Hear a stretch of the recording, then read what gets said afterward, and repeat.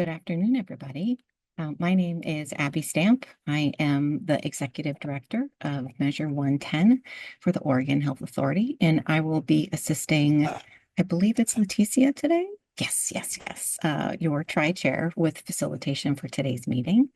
The Oversight and Accountability Council welcomes and encourages community input. Can you hear me okay? Okay. Yes. Try not to talk too loud. Members of the public are invited to submit public comment or to get on our interested parties email list by emailing oha.measure110@oha.oregon.gov. That email address and more information about the council can be found on the Measure 110 OAC website. OAC members have asked that OHA and other staff who are present in the agency in the meeting space please introduce themselves in the chat. Please share your role with the agency, and if you are a subject matter expert, your area of expertise. I'll now turn it over to Leticia for opening remarks. Thank you, Abby. Good afternoon, everyone, and thank you for joining us today for the Measure 110 Oversight and Accountability Council meeting. My name is Leticia Welch, and I'm grateful to serve as your Tri-Chair for today's session. So the primary topic for today's meeting is the preliminary burn award reconsiderations. We appreciate your time and commitment to this process. And with that, I will pass it over to Carly for attendance. Thank you, Leticia. Let me bring it up. Okay. Ami just entered. Hi, Ami. We're taking attendance, and I just got to your name. Here. Amy? Caroline? Here. Hey, Caroline. Dharma. Don't believe she'll be here. Hubert? I know he wasn't here. He may have gotten disconnected. Hunter? Here. Hey, Hunter. Jackie? Keisha? I'm here. Hey, Keisha. Leticia? Here. Linda?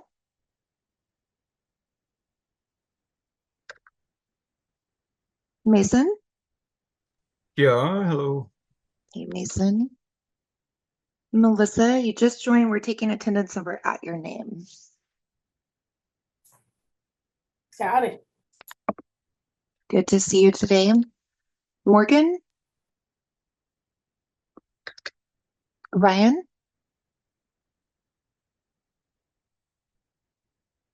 Wait for him to connect. Hey, Ryan, you just connected. We're doing a roll and we just got to your name. Here. Thank you. Sabrina? I am here. Hey, Sabrina. Seb? I'm here, but I'd like to apologize to everyone because I'm having a bad hair day. I can't do nothing with it. Just is what it is. Thank you, Seb. Sam? I'm here. Hey, Sam.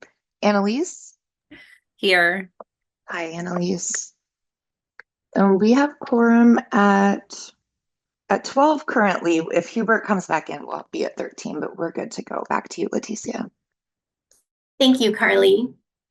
Hey, so our first agenda item will be the preliminary burn award reconsideration. So it'll be the discussion and hopefully a vote. And I will pass it over to Abby.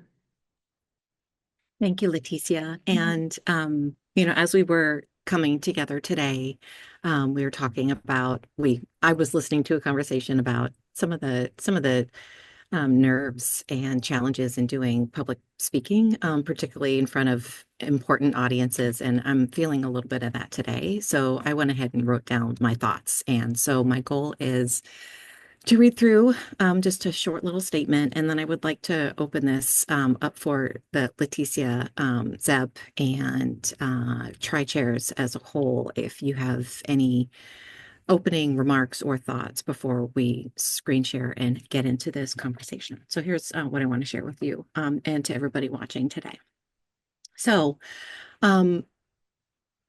The Oregon Health Authority and the Measure 110 program team, we know our Measure 110 email works because we get a lot of feedback. So thank you for that. Has received a significant amount of feedback from behavioral health resource network providers and community leaders about the OAC funding decisions that were completed at the end of February. After looking at the initial awards, the Oregon Health Authority wants to support the OAC to ensure continued prioritization on continuity of services. So given that marijuana tax revenues continue to decline over time, OHA is exploring how to best sustain the burn infrastructure already in place in communities. So for the 2025 to 2029 grant cycle, that meant adjusting preliminary awards and incorporating a new financial forecast that shows cannabis tax revenue is continuing to decline. We'll talk a bit more about that when we open the slide deck and get oriented together. So the goals of, the umbrella goals of everything we're going to talk about today is really three-pronged. One is to increase provider stability, to enhance award equality among each county's specific and individual burn partners, and to ensure that new awardees are included while prioritizing funds for existing partners. So what we're going to do today is talk through all of the potential recalculations, and we've organized potential motions and votes based on known conflicts of interest. And if we are able to, if you all are able to come to agreement and vote by the end of today's meeting, then we are prepared to send new award notifications in the morning. There will be a lot of them. And I'm also really glad that we will have a statement that accompanies that award letter, really describing more of the background and everything that we're going to talk about today. And then with that, we'll be able to jump right into negotiations and give myself and the team about a month to accomplish that. So before we get into the nitty-gritty and do a bit of background and level setting and then going back into our counties, I wanted to open the floor for any comments or questions from tri-chairs or members.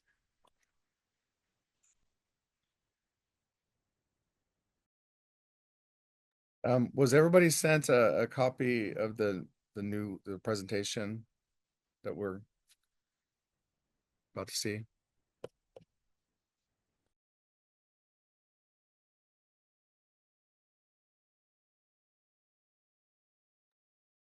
I forgot I'm facilitating. I apologize, Leticia. Yeah, thank you, Abby. And I wrote something. I get really nervous speaking in public, and so I think just writing it's a little bit easier for me. So the process of reconsideration, I think it's an important part of ensuring fairness and transparency and accountability in the distribution of the resources under Measure 110. And as we all know, the burn awards are essential in supporting the services that provide the life-changing treatment and recovery support to Oregonians. And so in this meeting, we're going to be reviewing the initial award discussions and discussing the suggested changes, and just really making sure that all aspects of the reconsideration are addressed thoroughly and transparently. And our goal is to ensure that the final decisions reflect the principles of equity and that the awards align with the needs of our communities. So I encourage all of you to actively engage in the discussion and provide feedback, as your insight is crucial in guiding this process. Thank you. Isha? Yeah, I'm not sure if this will happen. This is just in the beginning of the process, we had to vote for different counties to have a floor, but I'm just still uneasy with like littler counties, like say they were awarded 400,000 previously, but now we're awarding them like 5-6 million. Like, and I don't know if it could be a vote, like if there's overage in certain counties that it goes back and makes it more equitable for the larger counties. I'm not sure It just was a thought. Thank you, Keisha. And if I may, Zeb, just address Keisha's comment real quick. You all voted on October 9th to use the formula as a guideline, as a starting point. And through the decision-making process, it was really the goalpost through which you tried to make your decisions. And focusing on continuity and really trying to make sure that providers, whenever possible, don't need to shutter programs. They don't need to lay people off, and really focusing on that continuity. I did flux the formula between counties, and this was not, Abby Stamp going in there and trying to make those decisions. I used your priorities of continuity to really try to give you some options for an alternative pathway forward. So I think you're going to see some of that, Keisha. And the first few slides really talk about kind of all of the work that I was thinking about and speaking with you all individually to kind of get to a better place and thinking about the wellness of this existing funded partners. Zeb, your hand. Yeah. Oh, and thank you. That a lot of work it looks like went into that, a lot of time and work and preparation. Thank you for that. You're very welcome. Zeb, apologies. Go ahead. Oh, no problem. I was just going to echo what Leticia said. I mean, she said it perfectly. So I agree with that. So, Hunter, please. Um, I want to echo what Keisha said. Abby, I had an opportunity to review the recalculations that you sent us, and there was a lot of work put into that. So to you and whoever else on your staff that worked on that, like, thanks. And I think from the beginning of this process, the priority that I wanted to impart with the rest of the council, like, I guess I would say my main priority has been to make sure that we prioritize existing burn partners as to not shutter, not to close down pre-existing agencies, but sometimes even, like, more importantly, if these were agencies that we stood up, like we started them, they opened because of they were fortunate enough to be granted money through Measure 110. And if we can't go in there and look and, like, is this decision going to close their doors? Then that was my concern. And so I'm pleased that we're having this conversation today. And I just wanted to put that out there. Good. I'm glad. The OHA team is in service to the OAC, and I do want to thank Sahand and Jason and Ariana and Liz for all of their lift for this to help be ready to support your potential recalculations. I do, before we jump in, want to share that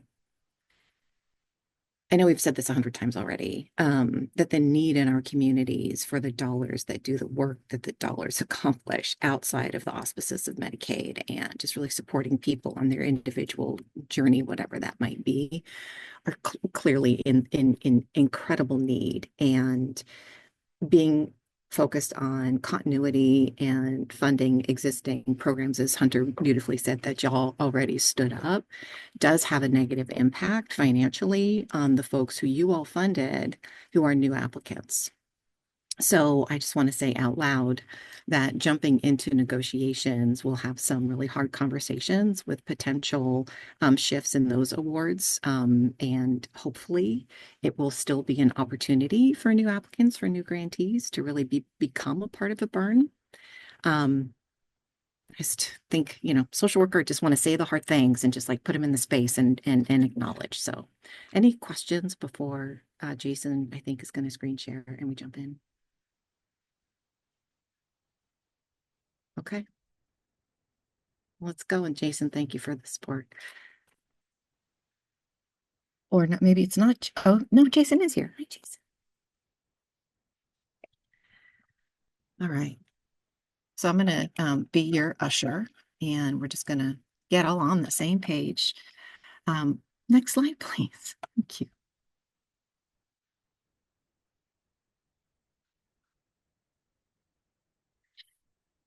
So the purpose of our meeting today, as Leticia already shared, is to approve revised Grant Cycle 2, which is 2025 to 2029 Measure 110 grant funding amounts. So the agenda today is to have a conversation about the budget update and kind of where we're at with the numbers, to talk about how the award recalculation methodology was developed, orientation to potential vote process, so we don't have to vote 36 times together, and then continue to go through county groupings. And if we need to tweak and pivot, we're totally happy to do that, but hopefully this process works well. Next slide. Unfortunately, cannabis tax revenue is on the decline, and I have read it in numerous places that it is described as volatile, that it is. So to level set, for the first 3-year grant cycle, there was almost $415 million available, which comes down to $138 million a year. This grant cycle, we started at $427 million. That was your floor that you were trying to, that was your total bucket of dollars to get out into the community. And already you see the difference, that's $107 million per year. We just got the March revenue forecast for the cannabis tax revenue, and you'll see it's already down to $391.3 million, or under $100 million a year. And just remember that all of these numbers already include the $30.4 million tribal set aside, which was a vote and agreed upon, so that is already accounted for. And to remember that there was over $1.1 billion in grant requests. And again, the revenue source is volatile. So we're not even really sure what the next forecast will say. This is what we know today. Next slide. So for this reason, we needed to look at some recalculations. So as I already mentioned, we got a lot of feedback from existing grantees who said, we built this because of your funding, OAC, and we're going to have to close or, cut so dramatically that the programming would itself not do what it was built to do previously. And when we looked at the average award per year for the first cycle compared to the next cycle, some were significantly higher and some were significantly lower. And of course, looking at that, we didn't include capital. So if people were building buildings or buying buildings, we took that out because that's a one-off, special thing. That's not an ongoing service budgetary consideration. We also needed to do this to increase provider stability and to enhance that equality amongst all of the awards. So if some awards were significantly higher and some were significantly lower, we were looking at ensuring that those numbers had more consistency. We also wanted to ensure that new awardees are included while also prioritizing funds for existing partners. And again, that is a very hard task at hand when the dollars continue to decline. As always, you are the deciders, and so continuing to uplift your priorities as we walk through this. And again, the significant decrease in the cannabis revenue. Next slide, please.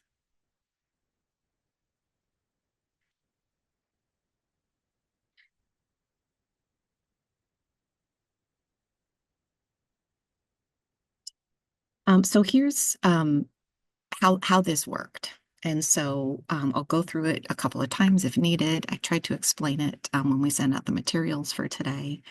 But here's how the proposed changes were calculated. So first we took the grant cycle 1, so 2022 to 2025, total amount without the capital.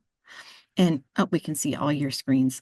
Sorry, Jason, I know it becomes very limiting when you're screen sharing. And then average that over the year. Right, so it was an award divided by 3 to get a yearly amount. And the goal was to sustain those current services as much as possible. And we considered your initial awards and all of the tools that we used. We had the past Measure 110 recipient tab on the application, which showed the amounts that people had been granted. Sometimes it was hard to carve out the capital, so I had the M110 team take a look at that. So when you compare the two, as I already mentioned, sometimes those awards were much bigger and sometimes they were much smaller. And so we brought down disproportionately large amounts when you compare the two grant cycles and brought up disproportionately small awards when you compare it to the first grant cycle. And we wanted to ensure that new grantees receive funds, but limited to 60% in most cases. I think the only exception was, I think, Lake County, which only two applicants at all were new grantees. So there were no existing grantees, and I believe it was Lake County. We wanted to figure out how to fund the 3 approved appeals that they're identified in green. And then the final award recommendations are also reduced 5% across the board because of having to meet that dollar amount, the decreased revenue. And the final dollar amount you'll see is identified in pink.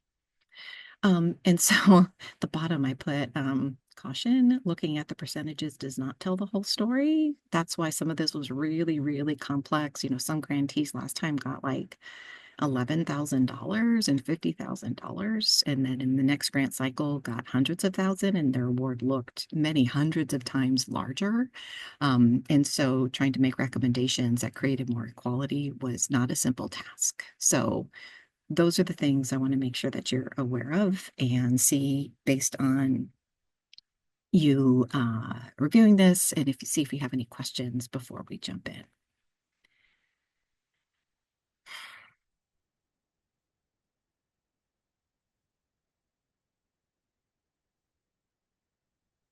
Hunter. When looking at this, so this tells me that you and your team have went back and looked at the numbers of the grants previously awarded. How much money were they working with the first time that we gave money to these agencies? And now look at how much they're asking for now, right? And I think that echoes some of the things that not only members of the OAC would have liked to have saw in the first place, but also like from what feedback we're hearing from the general public, right? And so like I'm just struck with this, like kudos to your team for taking feedback and having the ability to pivot and grow, because I think that's what we do with any endeavor that we set out on, no matter what that is we try a way, and if it doesn't work, if we're able to, we take that feedback and we pivot and we try to come out the other end as a better entity of whatever that's going to look like, right? And that's what I'm seeing. So from myself, thank you.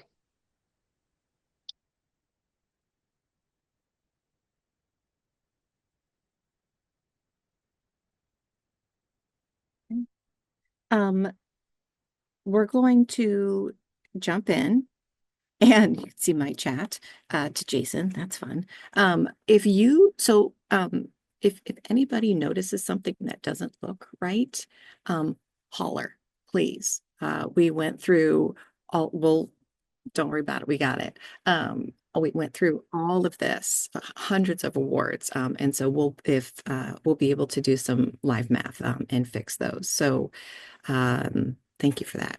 So if anything, you're like, wait a minute, that doesn't look like the right thing, please hold on, right? Editing your own work at some point is a fruitless task.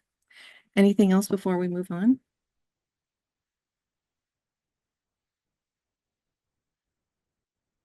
Okay, let's move on. Oh, thought I was done. I am not. So other things just to note, right?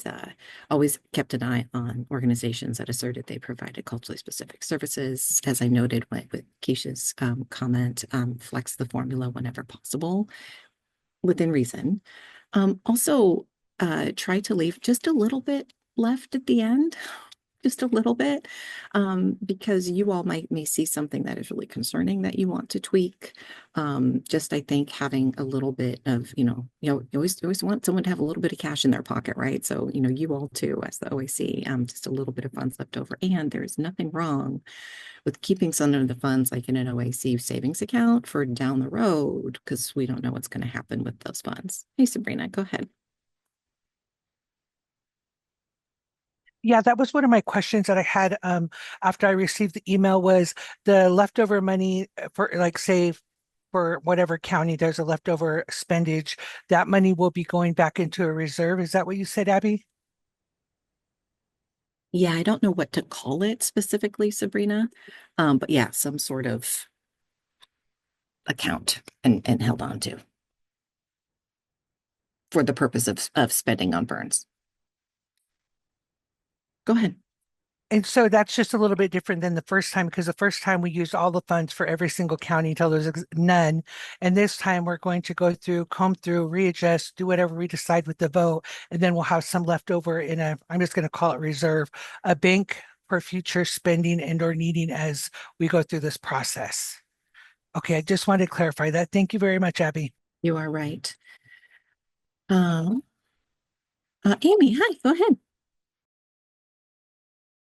So are the adjustments, and I'm sorry I missed some of this. I'm still over here with my mom. She's still hanging on. But what is this affecting every county or just the counties that needed relooked at? And I think you answered that for me, but I needed to ask again. Everybody, every county, everywhere. So the people that were notified that they were awarded, that's going to change? Yeah. So before you joined us, Amy, we have a new intent to award letter plus a real concrete and kind message about the changes that we plan to get out tomorrow morning. Okay, great. Ami? Can you kind of give a little bit more information as to what you all mean by kept a keen eye on culturally specific services? Absolutely. First and foremost, you all in your decision making already prioritize that, right? The new grantees made sure that you wanted to make sure that new grantees did provide culturally and linguistically specific services. And as what just going through it, just really wanting to make sure that across the board that no one was getting it's hard to find the right words to say this, but no one's getting short shrifted. And that's really hard to say because it impacts everybody, right? Because there's not enough to go around, so that's not even a fair statement. But just always making sure that we're looking at the organizations that you all discussed as culturally specific and ensuring those awards stay as high as practicable to stay within that kind of equality, consistency framework. Mason? Are the people that were awarded still going to be the same awardees in the counties, or that's going to change too? No, that does not change at all. Mason? I'm only asking because I've had people come to me in private with this question. It was so with the like surplus, even though we get it's not a surplus. Does that return to state so that we can have like a rainy day situation? Would that be the county? No. It's OHA dollars. Yeah. Okay, so Yeah, first yeah, we not can to the county. reallocate Yep, throughout the yep, state. yep. Right, thank you. Great. And I think we're ready to jump in. And nope. Hey, Dharma. Hi. Hi, sorry, just one question about the reserve or whatever. Is those funds earmarked for burns or could it be used for other OAC? I'm just wondering, is like, are they OAC funds like for OAC related work, or is it just for burn partners? No, I mean, let me say what I believe to be true, that they are earmarked for DTRSF burn funding, drug treatment and recovery services funds for burn funding specifically. Thank you. Okay. Yeah. Mason. Just I got a bit of clarification on a question I'd had earlier. I want to make bring something up for the council as a whole for everyone to keep in mind.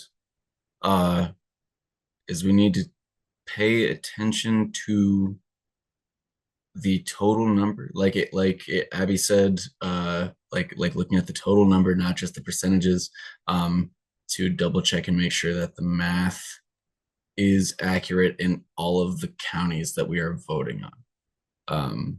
I've noticed some discrepancies in some of the counties. So let's all just like try to lock in and not just pass it along. Great, thank you. And we've had lots of eyes double, triple checking this, and so always want to make sure it's right. And actually, Jason, I am going to, so you might want to, if you could stop screen sharing for a second so we can edit this slide deck. I want to send you something that is corrected already because their formula was not right. Thank you so much. Right, me. Did you call my name? Okay. And thank you, Abby. And I can't imagine all the work you've put into it, you and your team. And I appreciate you. And I hope you get some self-care in after all of this. So I just want to make a statement. I don't have a question. I've seen, I've looked at the slides a couple times. And it's a little concerning because it seems like the those who were existing providers who received the funding, that was more of a priority than culturally specific services. And what I mean by that, is the folks who work at organizations similar to myself, like the Native American, Black organizations, and the larger counties are still impacted. And that wasn't necessarily, priority. It just seems like white organizations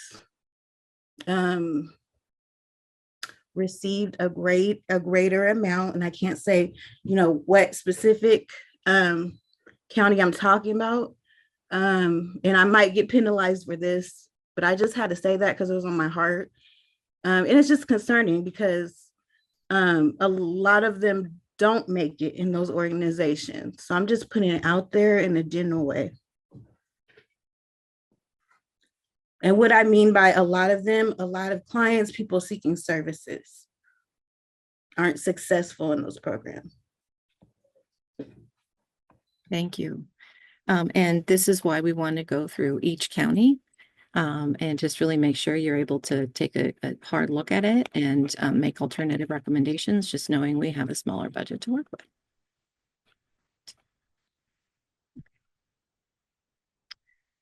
So how are we looking with the correction that we already found? Are we good to go? Can we screen share and get started?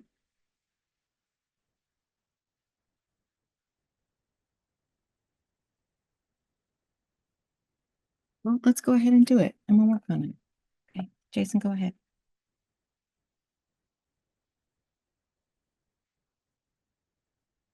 You want me to just jump in? I haven't received the updated slides yet. Oh, I just sent you an image. I don't have, all I have access to is the PDF you sent me originally. Oh, that's the problem. All right. Right. Sorry. Well, that's not going to help. Let me hold on, folks. Sorry, we're working on the fly here. Let me get that. And then we'll get moving. So Jason, I'm going to share this with you and it's the first tab.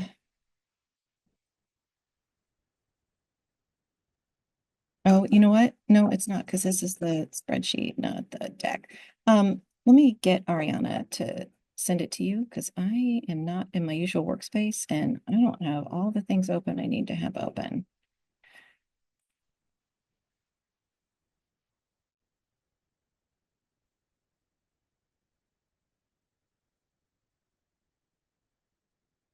All right, folks, thanks for your patience.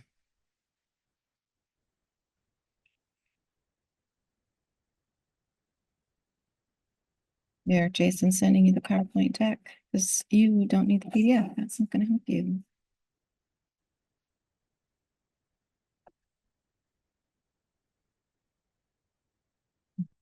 And the computer goes blank. That's awesome.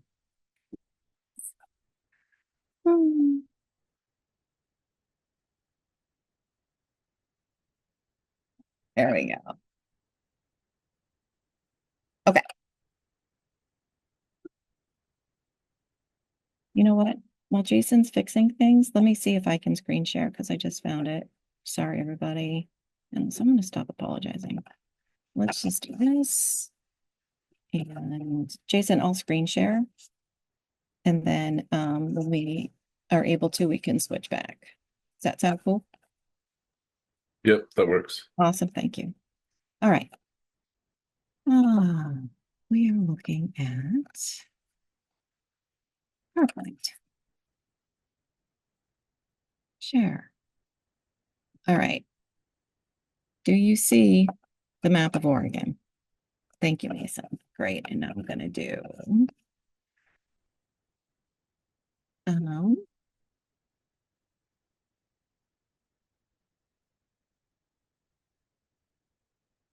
slideshow. Okay. Success. All right. Oh, so before we even get into it, want to propose some motion language. If you feel comfortable withdrawing these decisions to open up the door for an additional recalculation discussion today. Hunter? I'd like to make a motion to withdraw previous decisions. I move to withdraw and reconsider all grant funding decisions for all applications submitted in response to RFGA S-44300-000111169 in all Oregon counties. Yeah. Okay, Hunter moves to withdraw previous decisions and Dharma seconds. Any discussion?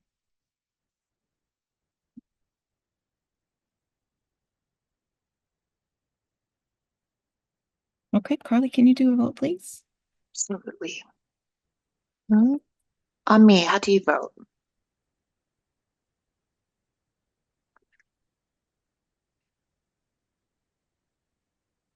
On me, how do you vote? Sorry if I missed you. Is it Amy or Ami? On me. I mean, you can put it in the chat if you need to, and I'll come back to you. Amy, how do you vote? Yes. Caroline? Yes. Dharma? Yes. Hubert?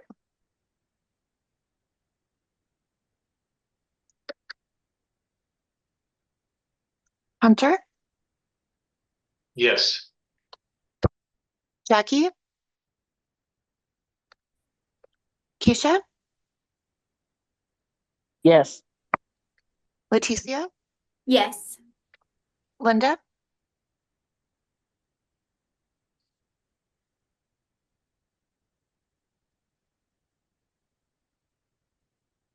Linda, I'm sorry if it cut out. What was your vote? Yes. Okay, thank you. Mason? Yes. Thank you. Melissa? Yes.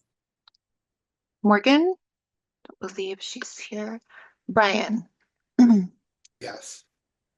Thank you. Sabrina? Yes. Thank you. And Zeb? Yes. And Ami, are you back? Yes, I'm so sorry. Yes, I vote yes. Nope. Okay, got you. And that passes with 13. Okay, great. Thank you. And thanks for your patience, everybody. And thanks to Jason and Ariana for just all of the saves all the time. Okay, we're back in it. I'm going to present from current slide. Great. Awesome. Okay. Okay, so I wrote this in the email. I tried to make it simple. It was not simple, but just so for your processes, votes will be presented in small groups of counties or by single county, but we're going to make sure to go through one county at a time so that it is thoughtful and transparent and thorough.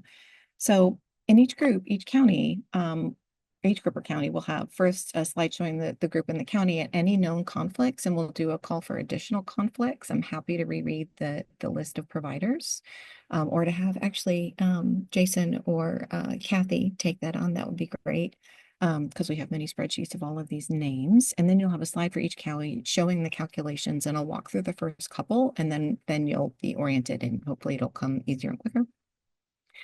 And then a summary slide showing all the county's numbers, and then a proposed motion. So that's the plan of how we'll be walking through this. And then the vote, just to clarify, will approve the budgets for that county or group of counties only. There's no way to just, vote on the whole state. So we want to be really thoughtful about that. All right. All right. The first county group is Central Oregon, where we've got Crook, Deschutes, Grant, Jefferson, and Wheeler County. I'll just go back. All right. So I am first going to see if there are any conflicts with the following providers. Best Care Treatment Services or Rimrock Trails Treatment Services in Crook County.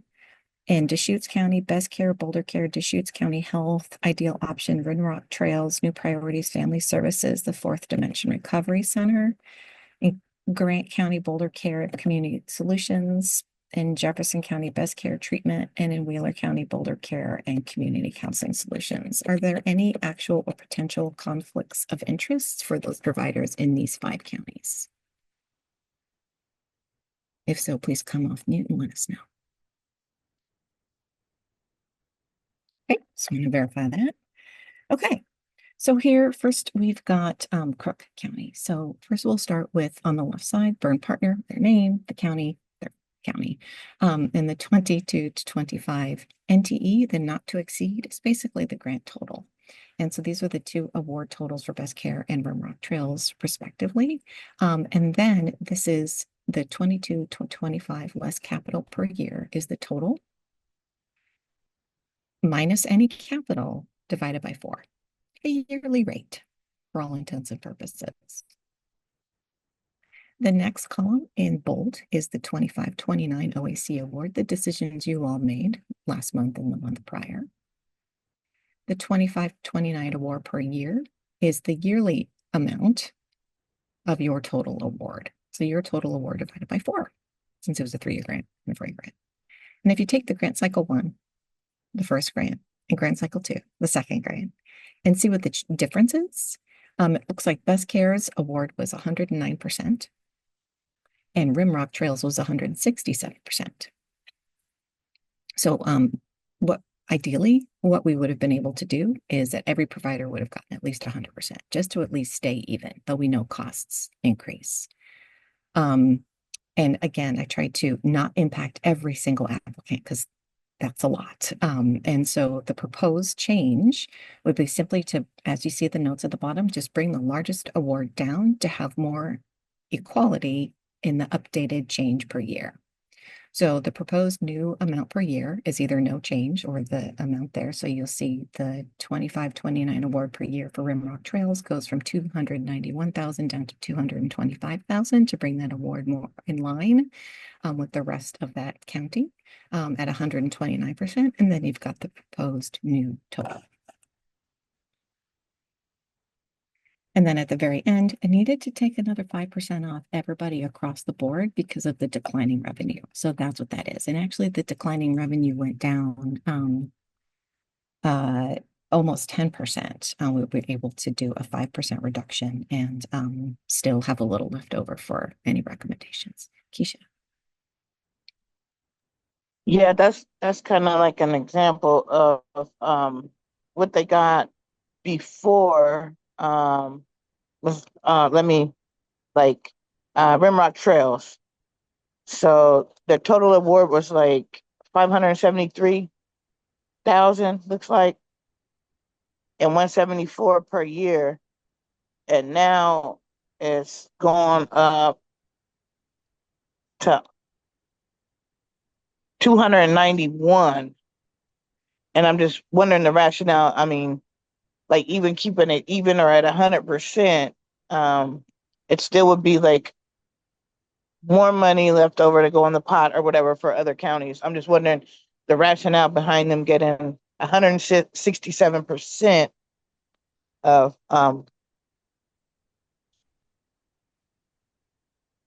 the budget.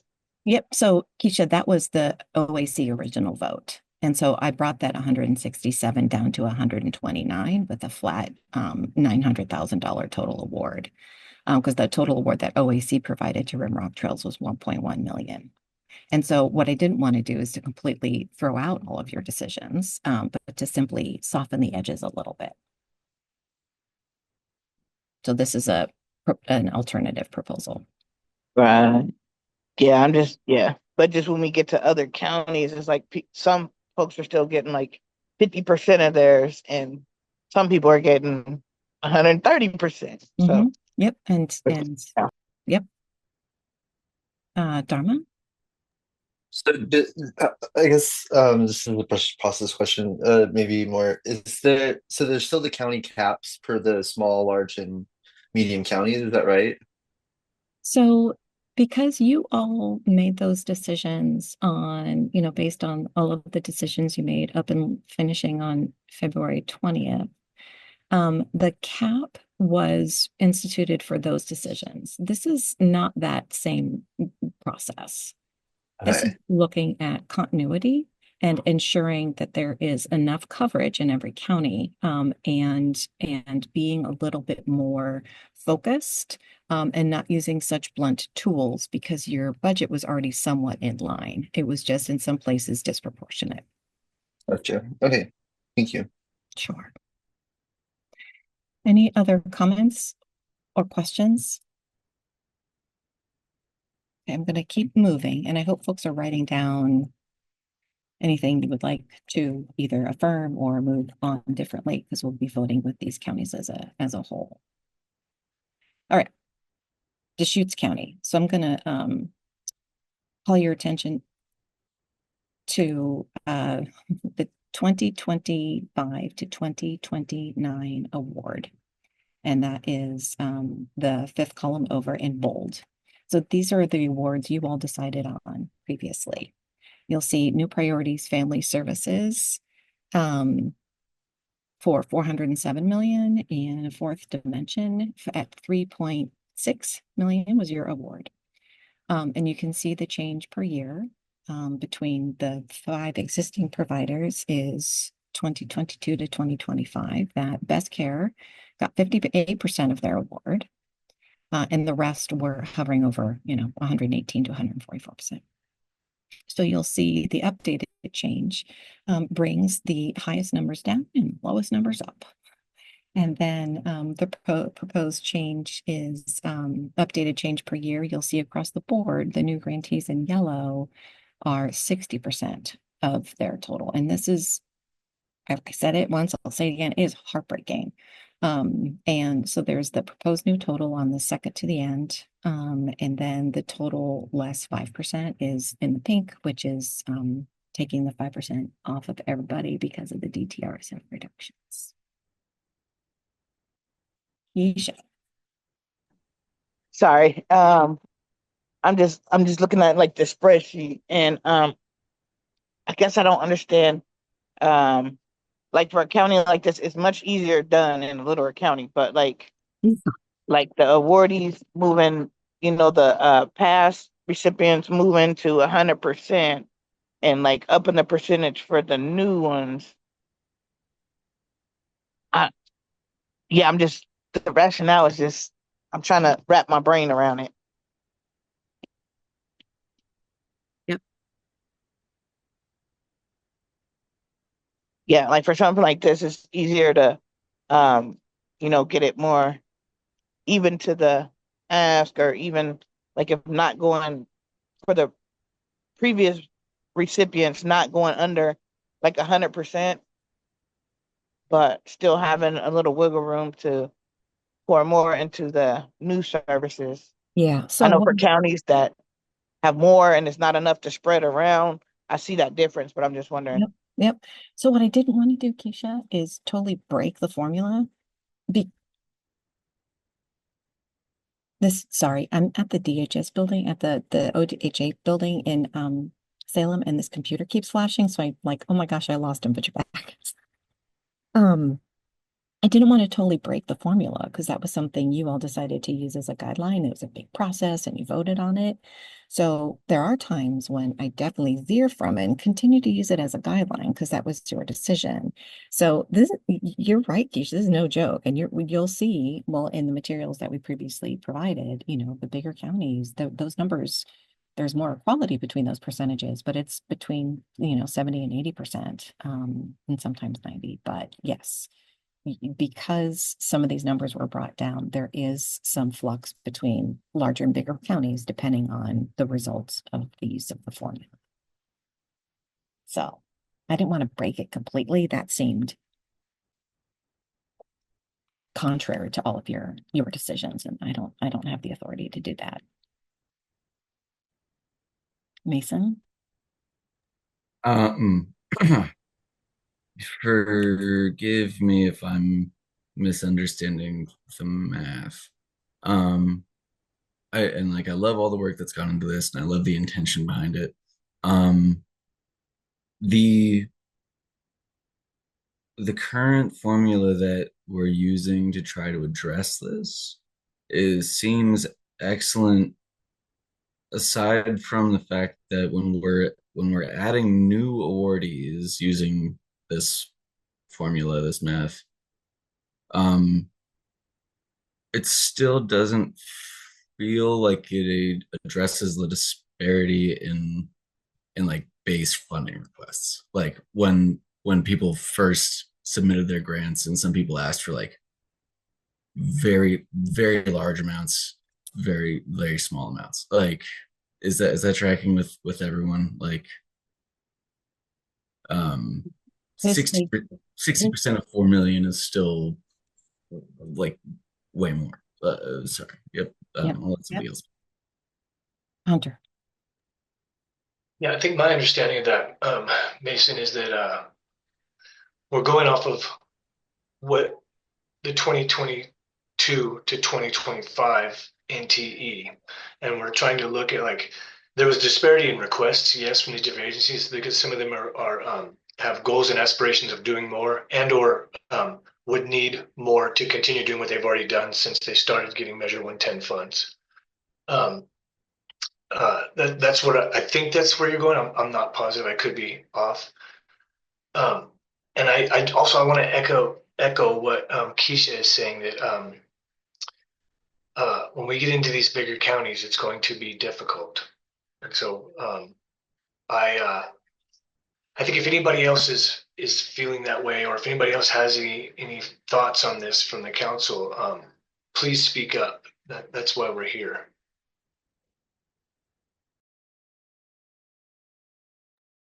And I'm now screen sharing this PowerPoint, but we've got Jason and Ariana and this amazing crew on standby if there is something you would like to see different. Just knowing that, you know, sustainability and the cut are things that we have that y'all are going to continue to confront today.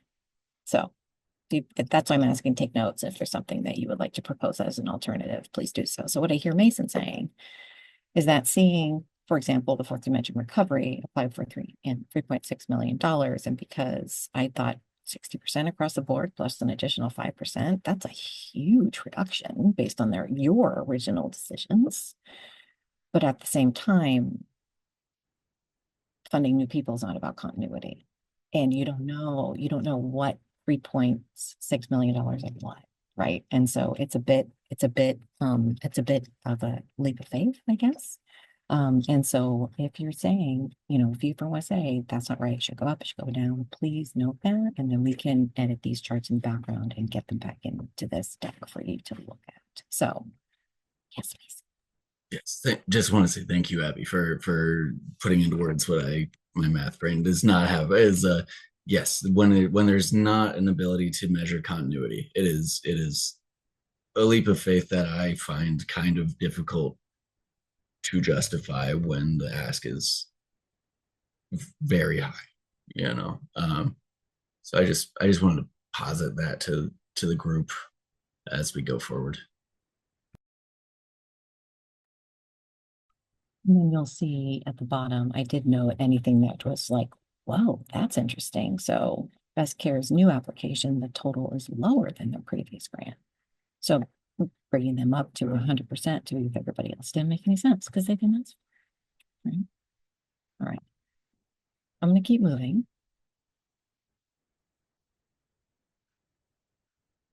Okay. All right. So we've got Grant County, Boulder Care, and CCS. You'll see the differences. I think your brains are getting trained to what to look for, right? So what you're seeing is a change per year from 22 to 25 was Boulder Care got 128% more and CCS got 167% more. brought those down to more reasonable numbers. And still 95% of award is it's not 110, but it's definitely not 167. So just brought them down slightly. And also remember, when there are smaller numbers and bigger numbers, percentages kind of don't mean the same thing, right? Because so look at the hard numbers as well and not just the percentages. Any questions on this? Okay. One provider, no changes in Jefferson County. 2 thumbs up from Mason. With an additional reduction. So that's 3.8%, $3.8 million investment for Jefferson County. Wheeler County, 2 providers. Boulder Care, I didn't change their award at all because it was still pretty small. And community counseling, their request, their first award was 162% of their yearly rate for 22 to 25. Brought it down just a smidge, and just to $400K a year, and times 4, the last 5% is what that total comes to. Pausing. Hearing none. All right. So this is just the entity and the county and the whole new total. This is the proposed new total grant award, the new NTE in pink, for these 5 counties. So based on the discussion we've had today, based on like, are there any recommendations or suggestions that you would like to be considered or recalculated before voting or discussing these counties? Dharma. I guess I still have a question about this reserve leftover.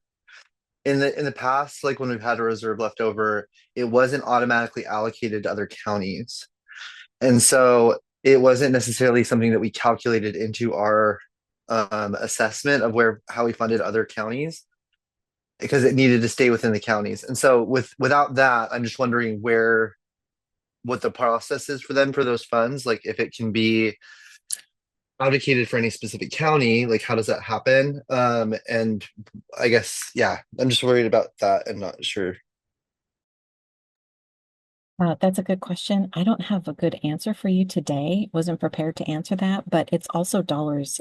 If you want to, you can reappropriate those. You can allocate those dollars. And I can get a good answer for you. And what else was I going to say to you, Dharma? Oh, just girding yourselves that, come 27, 29, if the DTRSF cannabis tax revenue continues to decrease, there will be decreases to these contracts because there isn't going to be enough funds to pay for. So we could hold on to them until the next biennium. I think if we had a savings account as we're preparing for continued funding decreases, and in the meantime, preparing for a thoughtful allocation process, there's not going to be enough to go around for everybody. But kind of what that could look like, there would be some time to reconsider that. I guess I just have concerns about making decisions, including that funding, without either making that decision to hold it for the future biennium or not for this process, just because it feels like if we're doing it for some counties, then we should be consistent. And so I just want to be consistent as a council and how we approach those excess funds just for fidelity. So I just don't know. Okay, Mason. Would OHA be equipped to just keep, as we're going through these votes, like a running tally of like what we are accruing as we go through? Yes, and I have done it, except, but people are already finding errors in my math, so we'll have to edit that and make it work. And for Jason and Ariana, it is there is a county tab on the spreadsheet I shared. So as new countywide dollars are changed, there's a way to sum up all of that. Without being too messy, because it's one simple 36 line spreadsheet. And I'll try to get an answer also on it. And you go ahead and make yours. Thank you. Yeah.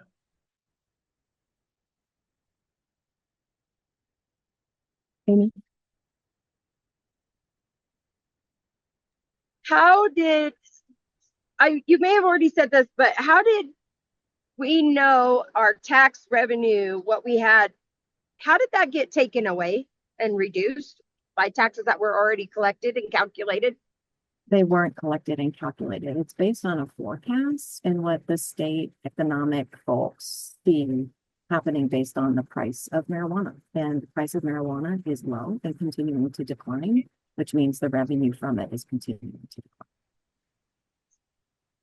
Okay, so they go on a presumptuous budget. Is that what I'm hearing? They use economic factors to make their best determination about budgets in the future. So layman's terms, presumptuous budget. Yeah. Well, that makes a little more sense because my concern was that they're taking away and trying to fund other things when that was what was supposed to come to us. So that was my concern. Okay. More than it's the opposite, Amy. It's, oh my goodness. Thank you. The Measure 110 brings me these dollars. So, Keisha? I was concerned. Yep.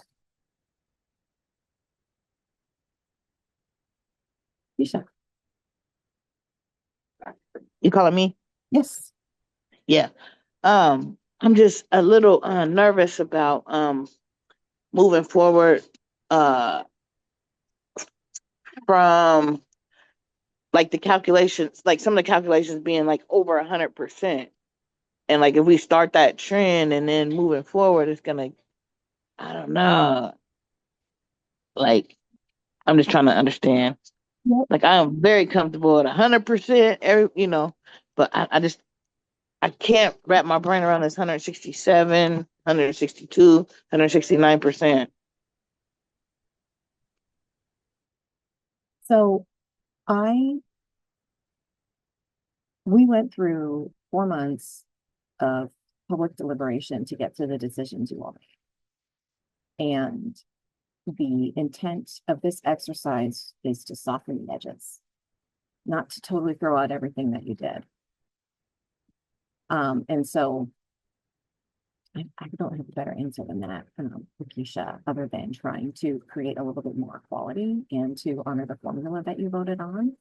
Not totally break it, but kind of use it as a guideline and move things around as possible. And yeah, it's uncomfortable.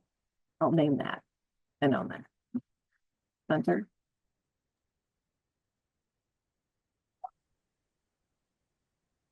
So my concern with funding in these smaller counties, over 100% of their previous budgets from the previous years, is they are going to remain at the very least where they're at, and then have a way to do more with more money. Maybe with some of these, it might be hire a part-time staff, or it might be whatever that looks like. And then when we get to the bigger counties, these are agencies that are going to no longer be able to operate at the level that they have for the past since 2022. I'm not saying that we should make the decision now where you guys go back and do all the math, get all these smaller counties at 100%, so we can get the bigger counties up to at least closer to 100%. But I think that's what Keisha's getting at too. And my concern is in these other counties with, not saying anybody's better than anybody, but they have larger populations. The counties with larger populations, we are saying that their agencies should be able to operate with less than they have been before. And I'm just curious. I just want to be crystal clear. I'm sorry. I'm going to just jump in. Yeah. The funds are decreasing. Holding everybody at 100% is not. Yeah. Right. The funds are significantly lower. And changing every forecast. So I tried to do that. I was like, what would it look like if it was 110% across the board with only existing providers? Just a little bump, that stuff. We could fund no new providers, zero, at nothing. And it was way over budget. It was like, I don't even remember, but it was close to $500 million. There was no way to do that. Yeah, I know. I'm sorry. I don't want to about this.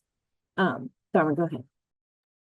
I guess I don't disagree with folks that that it'd be great to see newer organizations have a higher percentage, but I think that for me it feels really harmful to the rural providers to have to switch from a county by county um application to a statewide competitive grant would be a much different situation and would not be what I think what people had signed up to do.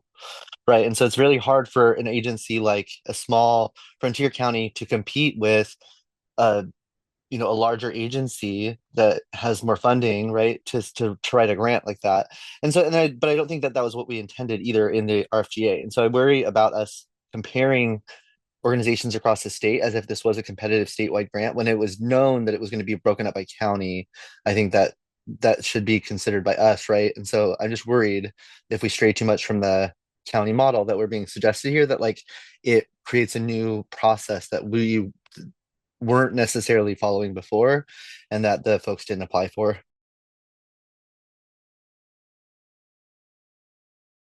And that's why you all voted on the formula, right? That's what the formula is for. So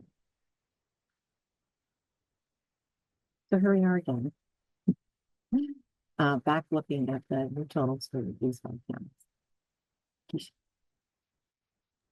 Yeah, but we just unvoted it and we're going to a new process. And so we're following it with all the counties as a whole. I mean, so I don't know. I'm just still a little. So I don't believe you unvoted your decision to use the formula as a guideline. You made a motion to rescind your grant award totals. Yeah, but this whole process is going back to like what organizations were previously funded, right? Every organization. We're moving from, I mean, we're standing on that, right? And that was a priority you all agreed to, that you asked for. You wanted to ensure that existing providers were prioritized. Right. That's what I'm saying. I mean, yeah, we started with a formula at first, okay. We had some hiccups. It really wasn't panning out. So now you did all that work and went back and looked at every existing, I mean, previously funded organization and looked at what we funded them for previously. And then we're going from there now. That's the starting point with every application, right? I mean, you guys are the deciders and can figure out how you want to do this. I want to help support your decision making as soon as possible, because just as a reminder, uh, internally at OHA, all of the negotiations and grant agreements and scopes of work and budget need to be finalized within the next like 35 days. Keisha, your hand's still up. You got more?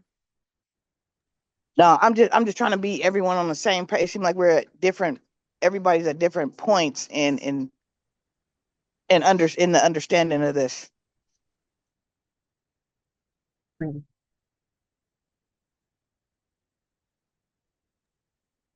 Did you call me Abby? I didn't catch that. I just got the last part. I was just wondering, so are we deciding if we're going to move the motion forward or not? And then my thought process was maybe we can move the motion forward, get a second, open it for discussion, and then see where we're at. Is this going to work for us or not work with us, or are we at that point yet? I think that's a good question for your colleagues.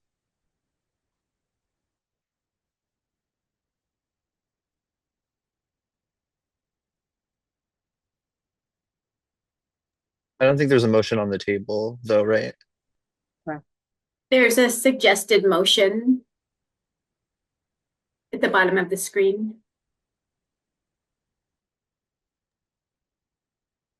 Taking everybody's conversation into consideration, I was going to go ahead and move the motion, and then we can do the second and leave it up for conversation if we still need to debate it. If that's okay, I would like to move the motion. I move to fund the applications in Cook, Deschutes, Grant, Jefferson, and Willard counties currently on the screen at the levels noted in the far right column, highlighted in pink, and request that OHA send revised notice of intent to award to these applicants and to begin negotiations as soon as possible.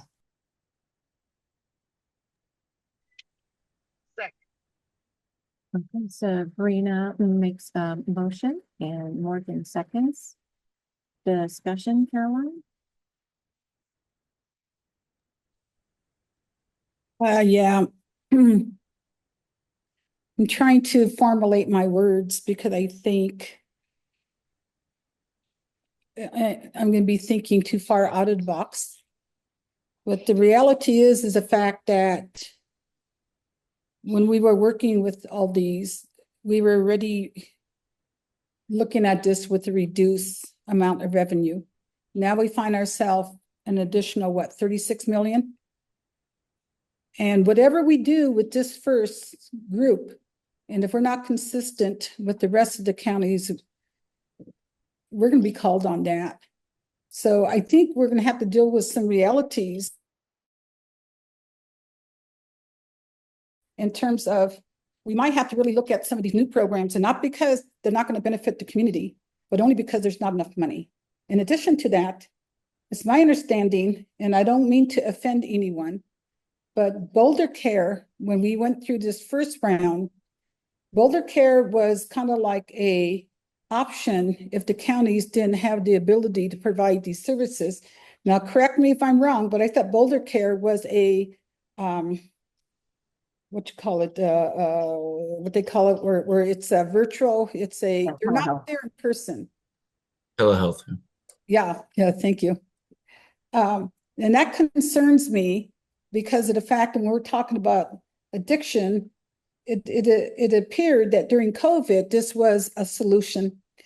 We're not dealing with COVID anymore. So I seriously, see Boulder Care throughout the whole state as a entity in terms of providing services for something that doesn't exist anymore. And the fact that I think we need to start look at some priorities in terms of where these folks have face-to-face contact with the community, because we're dealing with a 36 amount deficit again. And so that concerns me. So new programs in Boulder Care is a reality that we're going to have to really consider, because we're already reducing these programs an additional 5% when we already reduced them. And if we start looking at some of these new programs in Boulder Care, there might be sufficient dollars in order to get that percentage a little bit up higher for some of these programs that already exist. So, I mean, I'm just talking about peer looking at factual type of stuff, because there's just not enough money. And so whatever we do here, then we have to be consistent for the rest of them. And so right now I'm not feeling too comfortable. Dharma? I think as an important consideration for remote care is that it's not necessarily just tied to COVID, though. I think that because of the big geographic expanse of some of the counties, the need for remote care or for telehealth is so vital. I also think that it is an alternative to care that's more accessible for certain populations that won't travel to a facility to receive care.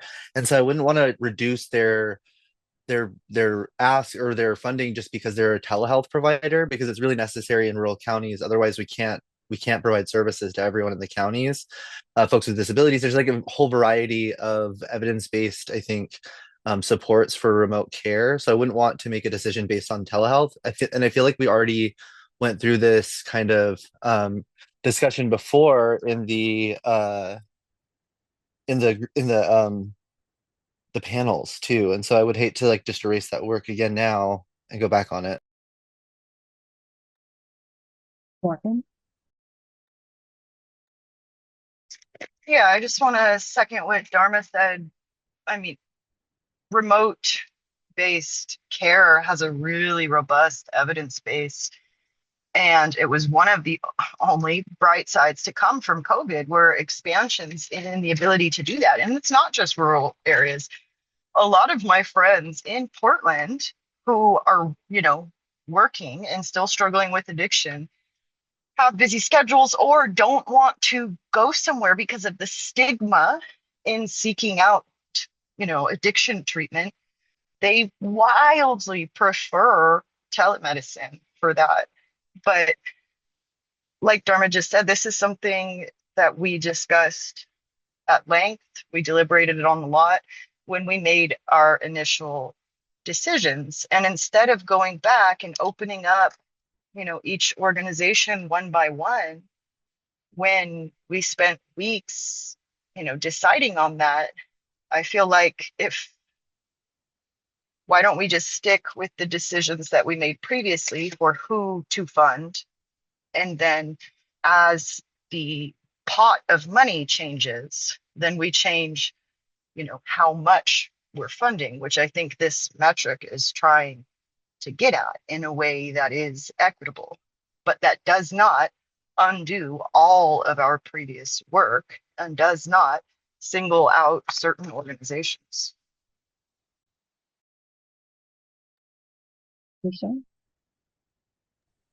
Me? Yes. Yeah. Yeah, I'm comfortable with the organizations part. I'm just uncomfortable with the over 100% part.